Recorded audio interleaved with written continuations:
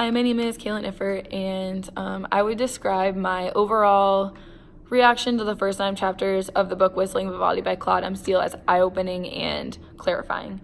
I've spent the past few years of my life concerned with the empowerment of women in the workplace, and specifically in STEM-related fields.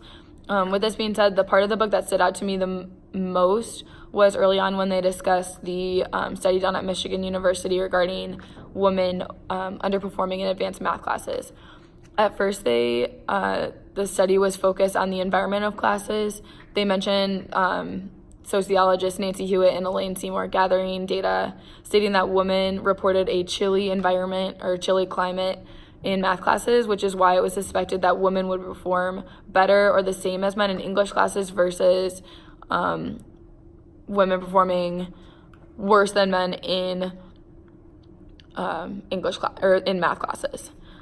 So I questioned the experiment's accuracy when I wondered how these women identified academically. So first few questions that popped into my mind, did they consider themselves math people, the women in the study, or did they consider themselves English people? Were they in a math-related major, or were they in an English-related major when they took these particular students? And also have those students struggled in math before, or either of these classes historically?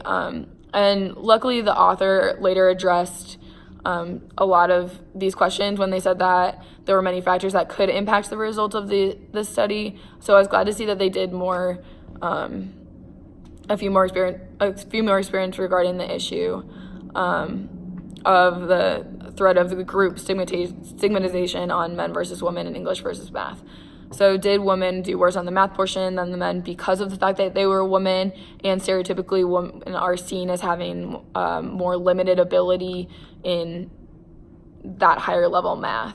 And even in some of our other readings, up until 12th grade, women have done better at math courses or on standardized testing, but once they got to 12th grade, then they started to underperform.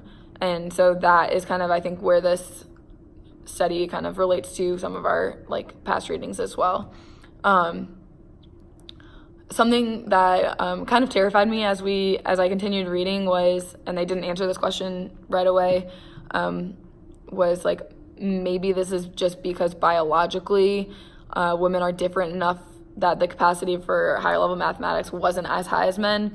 And like I said, this kind of alarmed me and was really unsettling. And I think the fact that I was so unsettled by this question that they asked in the book kind of proves that this stereotype does exist in real life. And I have never really considered myself as believing in that stereotype, but having that inherent panic mode until they answered this question kind of shows that even to someone who originally thinks that no, there's no stereotype, women are just as good at math as men, having that kind of panic mode proves that it does exist and that there is this stereotype.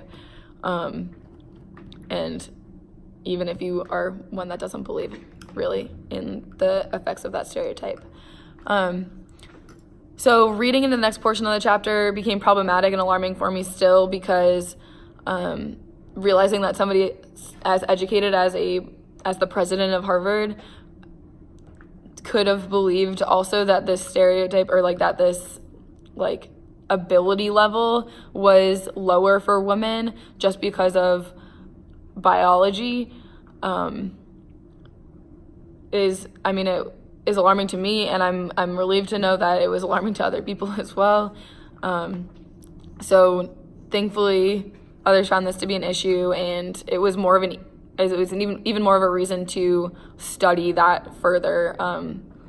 So the stigma versus biology experiment that was addressed was incredibly relieving for me, even though there were still a few questions that I had during this study, while I was reading through it. So some of the questions, they told the women in the experimental group that we have heard women typically don't do as well on difficult standardized math tests, but that's not the case for this particular test, where women always do as well as men. I wondered if this was also said to the men, oh no, or if there was some sort of like offset where men were told, oh no, like women typically do better, and does that like take the same amount of pressure, or like put the same amount of pressure on men as like women feel normally? And I like didn't catch if they addressed this, but it kind of like made me question when I was reading through this part, like what would happen if that were the case, if men were told men usually don't do as well. Although this also kind of brings into question a reading that we did a few weeks ago just based on like identities, like the superior, like the overpowering group typically doesn't worry about those stereotypes, or they don't think about those stereotypes because they're not as prevalent. Like they have all of these I guess advantages, so they don't worry about what it would be like if they were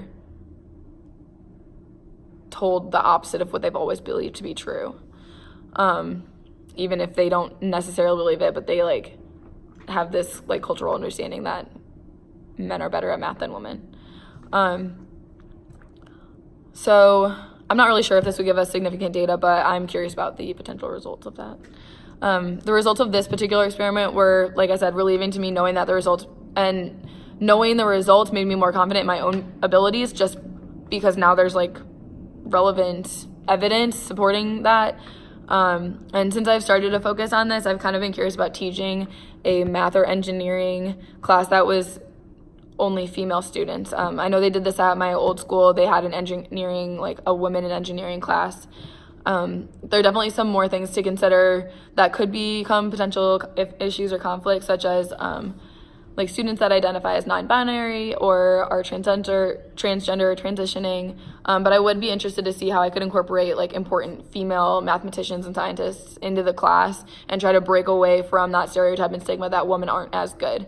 I think that having a group of women like that are interested in a STEM field and like want to do well and feel empowered, or can feel empowered in that type of environment. So I think it does go back to that environment aspect as well when they reference the chilly climate. And based on some of our other readings as well, I feel like it would be beneficial to some students by empowering a belief that there is a likability in women and men, even though there are certain differences regarding like preference and classroom settings and tendencies for students. I don't believe that this would be beneficial for all students or like all different groups of students. But I have seen classes or cases where there are specific STEM classes for women interested in the field, such as the one at my old school. So just a little curiosity spurred there.